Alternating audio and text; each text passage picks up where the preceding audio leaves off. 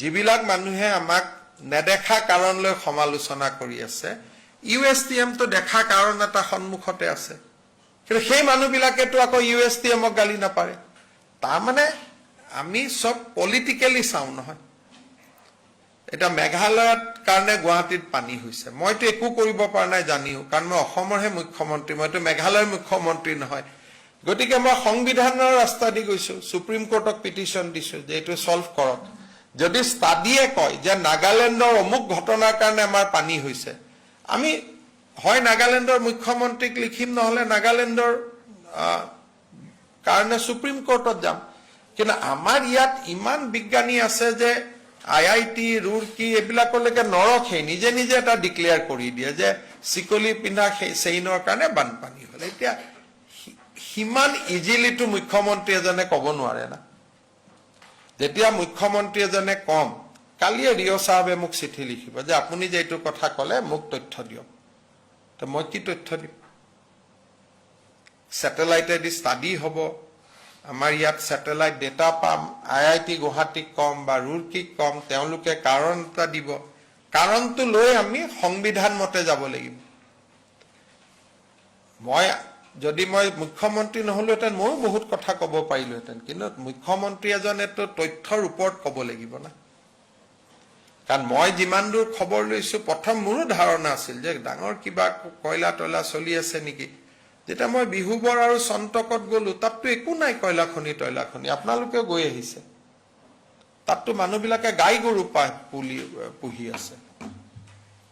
তাৰ পিছত এটা কৈছে নহয় নহয় নাগালেণ্ডৰ ভিতৰত আছে নাগালেণ্ডত যি আছে আমি যদি অসমত থকা তেল আমি মাইনিং কৰিব পাৰো তেলে নাগালেণ্ডেওতো নাগালেণ্ডৰ সম্পত্তিৰ ওপৰতো নাগালেণ্ডৰো অধিকাৰ থাকিব কিন্তু আমি চাব লাগিব যে তাৰ পৰা অসমৰ কিবা ক্ষতি হৈছে নেকি এই কথাখিনি কোৱাৰ আগতে আমাকতো 10টা প্ৰমাণ দিব লাগিব আমিতো বিজ্ঞানিক প্ৰমাণ দিব লাগিব স্যাটেলাইট ষ্টাডি দিব লাগিব নহলে তো দুইখন ৰাজ্যৰ সম্বন্ধই বেয়া হৈ যাব সব কথাটো লগে লগে নহব নহয় আৰু যদি ধৰক এইবাৰ বানপানী হল আৰু 20 বছৰ বানপানী নহয় তাতে তেতিয়াতো নাগালেণ্ডৰ মানুহে আমাক ক'ব তোমালোকেতো আমাক এনেই গালি পাৰিছিলা বুলি সেইকাৰণে ভৌগোলিক কাৰণবিলাক যি জিঅলজি জিঅগ্ৰাফিৰ ডিসকাশন আছে সেইবিলাক আমাৰ অসমতে কিমান মানুহ আছে ডক্টৰ নয়ন শৰ্মাৰ দৰে পণ্ডিত আছে আমিতো কাবাকটো বিশ্বাস কৰিব লাগিব যে তেওঁলোকে ষ্টাডি কৰি আমাক জনাব কাৰো হাততটো একো ষ্টাডি ৰিপৰ্ট নাই খালি কয় মই অমুক চনতে বিধানসভাত কৈছিলো তমুক চনতে কৈছিলো আৰে তেতিয়ালে তমুক চনতে বানপানী হ'ব লাগিছিল সেইকাৰণে মই ভাবো যে আমি অসমখন এখন মেচিউৰ্ড প্ৰদেশ হয় ইয়াত প্ৰত্যেকটো কথা কোৱাৰ আগতে আমাৰ লগত এখন ডকুমেন্টছ থাকিব লাগিব যে মই ইয়াৰ ওপৰত কৈছো বানক লৈ তদন্ত হয় মই নাজানো তদন্ত কৰাটো আপত্তি নাই যদি কোনোবাই কিন্তু বানক লৈ কি তদন্ত হ'ব কাৰণ লৈতো তদন্ত নহয় কাৰণবিলাক ইউনিভাৰ্চিটি বা শিক্ষানুষ্ঠানে ষ্টাডি কৰে ইয়াত CBI ইডিৰ কি তদন্ত হ'ব তদন্তটো ক্ৰিমিনেল একচনত হয় আৰু এনেকুৱা ঘটনাত ষ্টাডি হয় অধ্যয়ন হয় যে কিয় বানপানী হল সেইটো এটা বেলেগ চেপ্টাৰ তাতে মই যোগদান কৰিব নোখোজো এই কাৰণে মই যোগদান কৰিব নোখোজো কাৰণ আপোনালোকে গোটেই অসমখন চাইছে অসমত কতো কয়লা নাই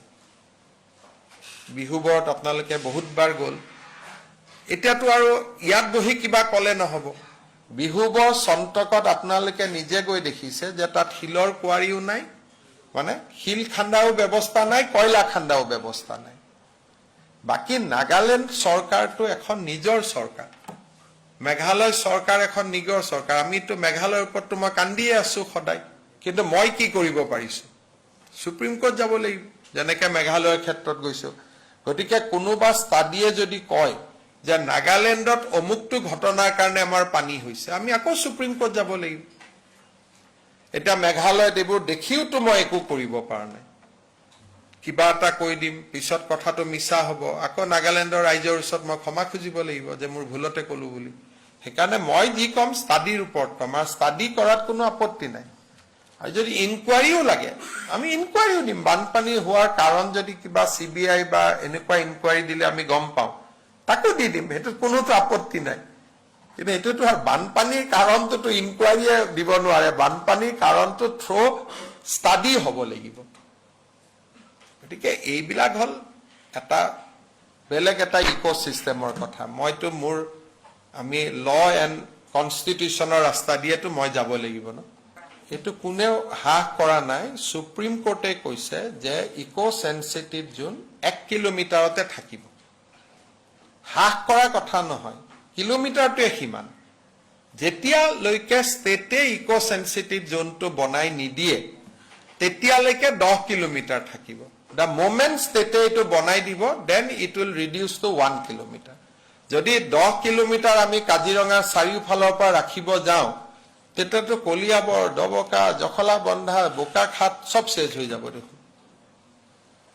গতিকে বহুত ব্যক্তি আছে কিবা এটা শুনিলে নতুনকৈ আৰম্ভ কৰি দিয়ে। সুপ্ৰিম কোৰ্টৰ অৰ্ডাৰ চাব লাগে। সুপ্ৰিম কোৰ্টে কৈছে যে এটা ৱাইল্ড লাইফ চেঞ্চুৰীৰ পৰা ইক'চেনচিটিভ জোন নৰ্মেলি 1 কিলোমিটাৰ হ'ব, আৰু যদি ক'ৰবাত প্ৰয়োজন হয় দে কেন গ' আপ টু 3 কিলোমিটাৰ। সেইকাৰণে আমাৰ ফৰেষ্ট ডিপাৰ্টমেণ্টে বনাই পেলাই আমি চেণ্ট্ৰেল গভৰ্ণমেণ্টক দিম, চেণ্ট্ৰেল গভৰ্ণমেণ্টে নেশ্যনেল ৱাইল্ড লাইফ ইনষ্টিটিউটক দিব, ঘূৰি আহিব। কেইদিনমান আগতে দীপৰ বিলৰ ইক'চেনচিটিভ জোন বনাই দিলে 1 কিলোমিটাৰ। গতিকে 1 কিলোমিটাৰটোৱে নৰ্মছ। 10 কিলোমিটাৰ পৃথিৱীত কোনো ৱাইল্ড লাইফ চেঞ্চুৰীত ইক'চেনচিটিভ জোন নাই। কিন্তু যেতিয়ালৈকে চৰকাৰে নবনায় ইক'চেনচিটিভ জোন তেতিয়ালৈকে সুপ্ৰিম কোৰ্টে কৈছে যে আপোনালোকে যদি নবনায় ইট উইল বি 10 কিলোমিটাৰ। গতিকে এইটো লৈ পেলাই কোনো বিতৰ্ক নাই। এইটো as per Supreme Court judgement মই কথা কৈ আছো।